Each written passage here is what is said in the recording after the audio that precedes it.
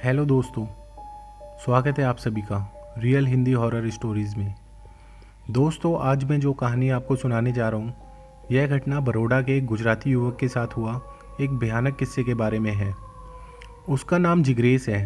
वो अपने माँ बाप के साथ अलकापुरी में रहता है। उसके पापा मिठाई की दुकान चलाते हैं और माता हाउसवाइफ है। 5 साल पहले की यह घटना, जिसकी वजह से आज भी वो डरा हुआ रहता है। इस पूरी घटना के बारे में वो बताता है। इस घटना को याद करके आज भी मेरे दिल की धड़कन बढ़ जाती है। डर के कारण मेरे हाथ पैर कांपने लगते हैं। भूत प्रेत और शैतान में कभी नहीं मानता, यह सब बातें बकवास हैं, ऐसा ही मानता था।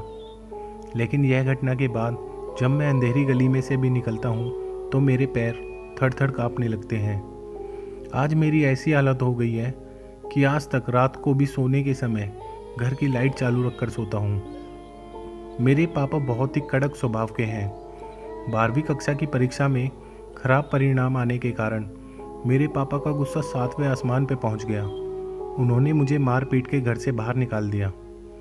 मैं बड़ौदा से राजकोट भागकर चला आया। वहीं पे मुझे एक दोस्त ने रहने के लिए मदद की, लेकिन मुझे कौन काम देता, क्योंकि मैं 12वीं पास नहीं हुआ था। नौकरी नहीं मिली, फिर भी मैं हिम्मत नहीं आ रहा।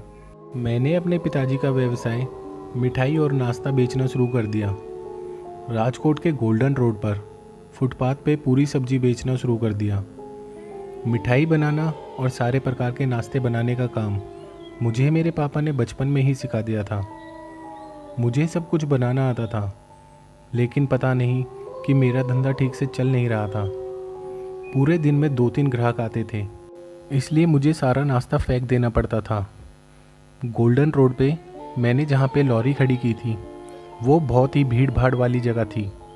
मेरे सामने की लॉरी पर भीड़ लगी हुई रहती थी और मेरा ही काम बंद रहता था। मैंने आखिर में हार मान ली और सोचा सब कुछ बेचकर घर वापस जाकर पिताजी के पैर पकड़कर माफ़ी मांग लूँगा। उस दिन दोपहर के 12 बजे मेरे डर की घटना शुरू हो गई। मैं अपनी लॉरी के पास खड़ा था। आसपास में बहुत भीड़ भी नहीं थी।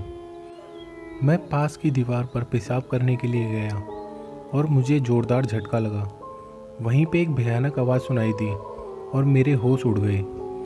मुझे ऐसा लगा कि कोई प्यासा पानी पी के संतोष हुआ हो, ऐसा खुश हुआ है। थोड़ी देर में देखा कि मेरी लॉरी के आसपास भीड़ जमा होने लगी और मैं ज़मीन पर गिर गया। जब मैंने देखा कि मेरी लॉरी के पास एक ग्राहक खड़ा था, मैं खड़ा होकर उस ग्राहक के साथ बात करने लगा।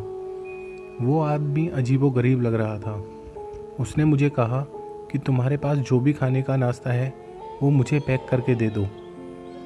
सामान पैक करने से पहले उसने मुझे पैसे भी दे दिए। मेरी खुशी का कोई ठिकाना नहीं रहा। उस आदमी ने मेरी सारी मिठाई, नाश्ता सब कुछ खरीद लिया और मुझे ज़्यादा पैसे भी दिए। इसलिए मेरी हिम्मत भी बढ़ गई और मैंने वडोदरा वापस जाना टाल दिया। वो आदमी हर रोज़ आता और मेरी सारी मिठाई और नाश्ता खरीद लेता। एक दिन मैं बाहर घूमने के लिए गया तो उस दिन लॉरी नहीं निकली थी। दूसरे दिन लॉरी लेके मैं काम पे पहुंचा तो वो आदमी मेरे सामने आके खड़ा हो गया और गुस्से से लाल होकर मुझे घूरने लगा। उसने मुझे सिर्फ उतना ही कहा, मैंने तुम्हें तुम्हारी तकलीफ़ में मदद की और तूने मुझे कल भूखा रखकर इसका बदला लिया। अब मैं तुझे इसकी सज़ा दूंगा। बस इतना ही बोल के वो दीवार के पास पड़े पत्थर की तरफ गया जहाँ मैं पेशाब करने के लिए गया था। वहाँ जाके वो अचानक गायब हो गया। उसकी धमकी और उसका गायब हो जाना यह देखकर मेरे तो पसीने छूट गए। उसी क्षण मैं लॉरी वहीं पर रखकर राजकोट की टिकट लिए बिना वडोदरा चला आया। पिताजी से माफ़ी भी मांग ली। अब तो राजकोट शहर की बात तो दूर, उसका नक्शा भी देखना नहीं चाहता।